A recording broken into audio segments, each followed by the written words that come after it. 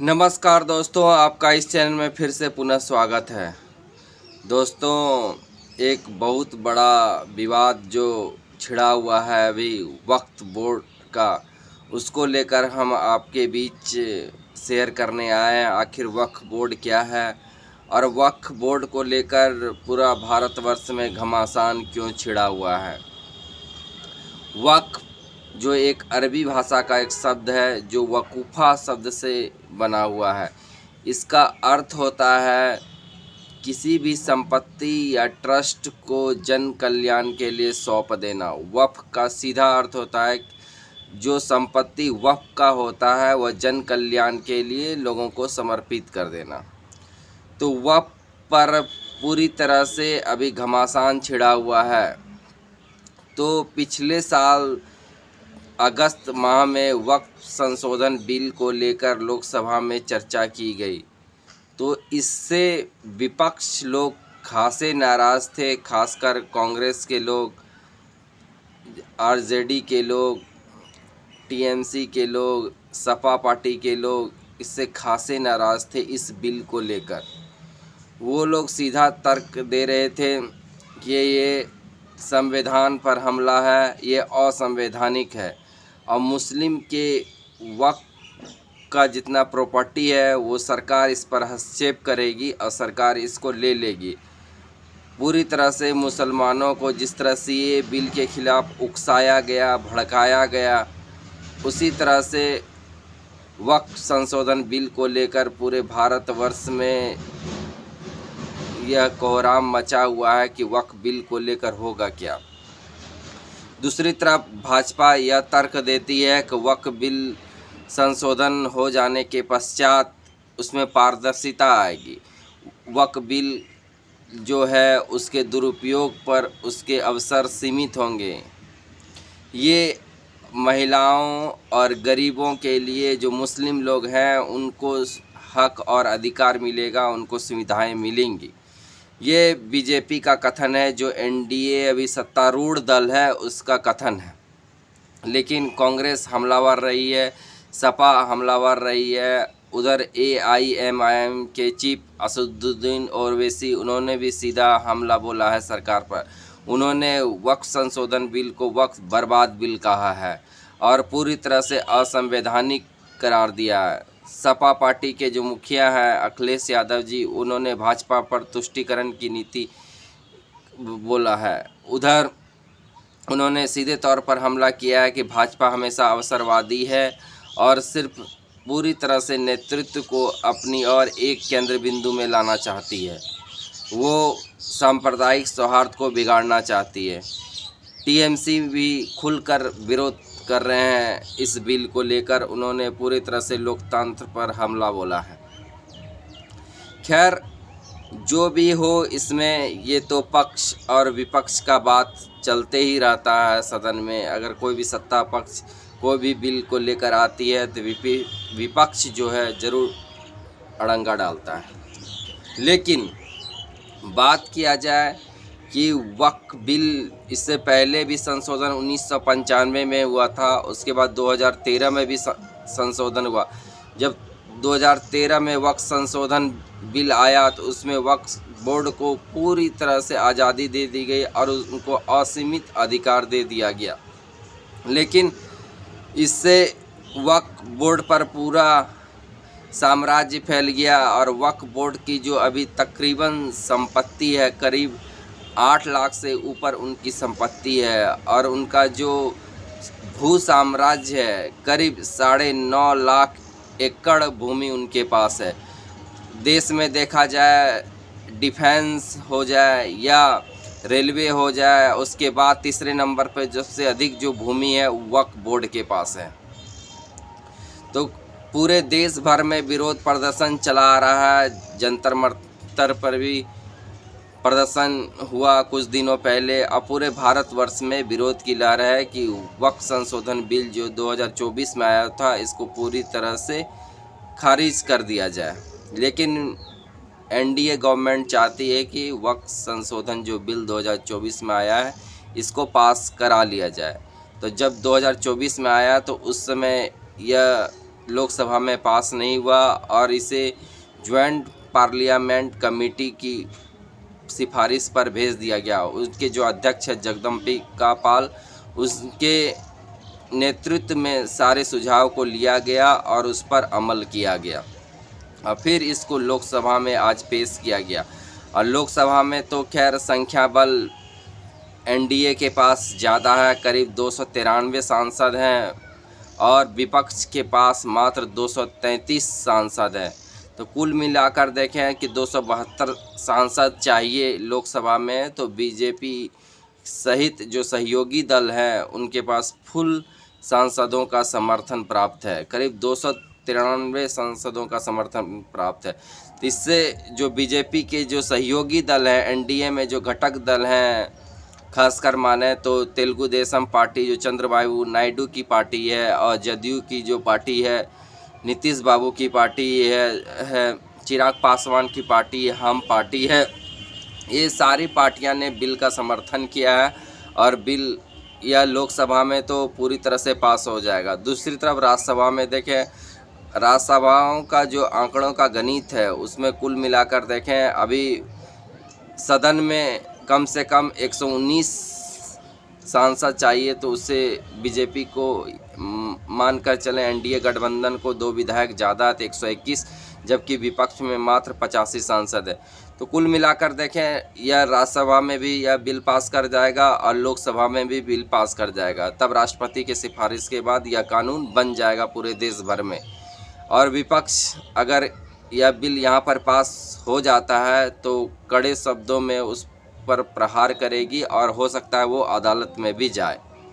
कह रहा कोई भी जब बिल आता है तो उसके बाद अदालत में जाती ही है, वो अलग बात है, लेकिन फिलहाल लग रहा है कि यह बिल पास होने में कोई मशक्क़त नहीं हो क्योंकि सहयोगी दल ने समर्थन दे दिया है।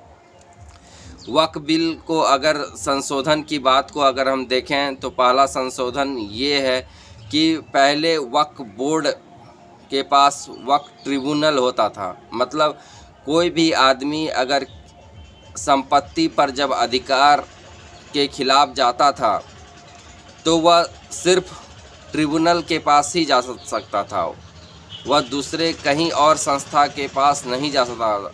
उसको अपनी संपत्ति को बताने के लिए वक्फ ट्रिब्यूनल पास ही जाना पड़ता था। लेकिन अभी जो वर्तमान में बदलाव किया गया, वक्फ ट्रिब्यूनल के अलावे वह रेवेन्यू कोर्ट, सिविल कोर्ट या और उच्चतम न्यायालय तक वह जा सकता है, वह अपील कर सकता है।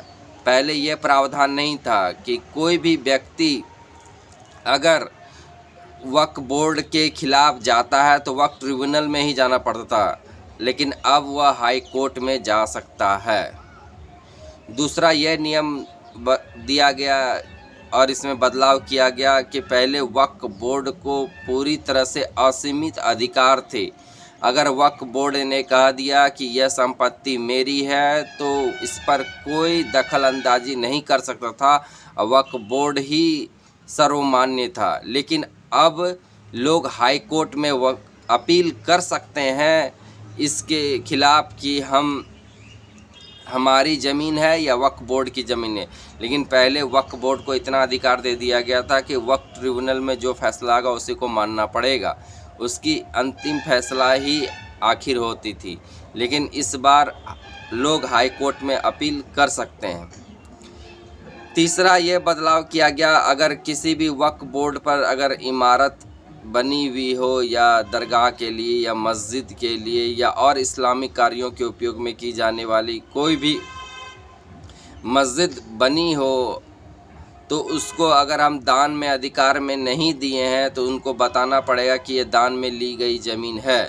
अगर दान में ली गई ज़मीन नहीं है तो हो सकता है कि वो खारिज हो जाए और वक्फ बोर्ड का जो संपत्ति है उसे वापस कर लिया जाए। इसलिए पूरी तरह से सरकार इसमें पारदर्शिता लाएगी। चौथा, इसमें जो है महिलाएं सदस्य होंगी, कम से कम 2 महिलाएं सदस्य होंगी और 2 जो होंगे गैर मुस्लिम सदस्य होंगे। गैर मुस्लिम कहते या तो हिंदू के हो सकते हैं या सिख के हो सकते हैं, चाहे ईसाई के हो सकते हैं या और धर्म के लोग हो सकते हैं। तो इसमें 2 गैर मुस्लिमों को रखा गया है और 2 महिला सदस्यों को इसमें बहाल किया गया। पहले इसमें कोई भी महिला सदस्य नहीं थी और गैर मुस्लिम सदस्य इसमें नहीं हुआ करते थे, लेकिन इस बार संशोधन में ये चीज़ रखा गया। तो कुल मिलाकर देखें, वक्फ बोर्ड की जो सारी संपत्ति है उसकी सारी संपत्ति को अब हाई कोर्ट के द्वारा उसमें अपील किया जा सकता है और जिला मजिस्ट्रेट उसके दावे को जांच कर सकता है कि वक्फ बोर्ड की संपत्ति है या नहीं है, वो जांच कर सकता है। पहले यह जांच करने का कोई रूल नहीं था। जो वक्फ ट्रिब्यूनल ने कह दिया उसी का फैसला सर्वमान्य होता था, लेकिन अब जिला कलेक्टर भी संपत्ति के बारे में जांच पड़ताल कर सकती है। तो ये एक बहुत बड़ी संपत्ति है और बहुत बड़ा फैसला है कि वक्फ बोर्ड के जो अधिकार हैं उसके अधिकार को सीमित कर दिया गया है और उनके दुरुपयोग जो हो रहा था पूरा देश भर में, उनके दुरुपयोग को भी कम किया गया। वक्फ बोर्ड की जितनी सारी संपत्तियां उसकी सारी संपत्तियों में पारदर्शिता अब आएगी और ट्रिब्यूनल का जो आखिरी फैसला होता था उस फैसले के खिलाफ हम कहीं नहीं जा सकते थे। अगर वक्फ बोर्ड चाहे तो कोई भी आदमी उस पर दावा भी करे कि हमारी ज़मीन है, लेकिन ट्रिब्यूनल ने जो फैसला दे दिया वही बात अंतिम होती थी। लेकिन ये बदलाव आ गया, हम हाई कोर्ट जा सकते हैं, रेवेन्यू कोर्ट जा सकते हैं या और अदालत में हम जा सकते हैं। तो कुल मिलाकर देखें ये सब अहम चीज़ें हुई हैं और ये अहम बदलाव किए गए हैं। इससे अब लगता है कि वक्फ बोर्ड की जितनी सारी ज़मीनें हैं उनका पूरी तरह से जांच पड़ताल किया जा सकेगा। ऐसे महिलाओं और गरीबों की और जो निचले तबके के मुसलमान हैं उनको फ़ायदा मिलेगा। यहाँ तक कि अमित शाह जी भी ने कहा कि संविधान के दायरे में रखकर ही सब काम होगा, संविधान के बाहर कोई भी काम नहीं, कोई भी ऐसा कानून नहीं होना चाहिए जो संविधान से बाहर हो। और वक्फ बोर्ड भी अब संविधान के दायरे में रखकर काम करेगा और कहीं न कहीं अदालत के अंडर में यह काम करेगा और पूरी तरह से अपना एक मुश्त जो फैसला देती थी वक्फ ट्रिब्यूनल वो नहीं दे सकती है। इसके खिलाफ भी लोग हाई कोर्ट में जा सकते हैं। तो बात ये रही कि कुल मिलाकर वक्फ बोर्ड पर अभी घमासान छिड़ा हुआ है। All India Muslim personal board lobby ने कहा कि यह पूरी तरह से बिल असंवैधानिक है, इसको मोदी सरकार को नहीं लाना चाहिए और हम लोग को जो अधिकार दिया गया है वो अधिकार हमेशा मिलना चाहिए। इसमें संविधान का भी वायलेशन है क्योंकि हमारी धार्मिक स्वतंत्रता के अधिकार को छीना गया। इस धर्म में दखलंदाजी नहीं करना चाहिए। अल्लाह के नाम पर जो ज़मीन दे दी गई है अल्लाह के लिए, उस पर कोई जांच पड़ताल नहीं होनी चाहिए और पूरी तरह से अल्लाह के लिए समर्पित हो गए। ये सब मुस्लिम इंडिया पर्सनल बोर्ड के जो लॉ के जो मौलवी लोग हैं वो लोग कह रहे हैं। लेकिन फ़िलहाल आज लोकसभा में पेश हो गया है यह वक्फ संशोधन बिल और कल जाके राज्यसभा में होगा और फिर राष्ट्रपति से मंजूरी मिलने के बाद यह कानून बन जाएगा। फ़िलहाल यह जो जानकारी हम आपके बीच शेयर किए हैं, यह जानकारी आपको कैसे लगी तो ज़रूर आप कमेंट बॉक्स में अपना कमेंट कीजिएगा। कमेंट चैट आपके लिए खुला रहेगा, हम आपके कमेंट चैट का इंतज़ार करेंगे। अगर आप चैनल पर नए हैं तो चैनल को ज़रूर सब्सक्राइब कीजिएगा, चैनल को धन्यवाद दीजिएगा और दोस्तों के बीच यह वीडियो ज़रूर शेयर कीजिएगा ताकि अधिक से अधिक लोगों को जानकारी मिले वक्फ बिल क्या है, वक्फ संशोधन बिल 2025 क्या है, इसके बारे में सभी को जानकारी मिलेगी। फ़िलहाल इस चर्चा को हम यहीं पर विराम देंगे और आगे नेक्स्ट चर्चा के लिए हम पुनः आपसे मिलेंगे। तब तक के लिए धन्यवाद, नमस्कार।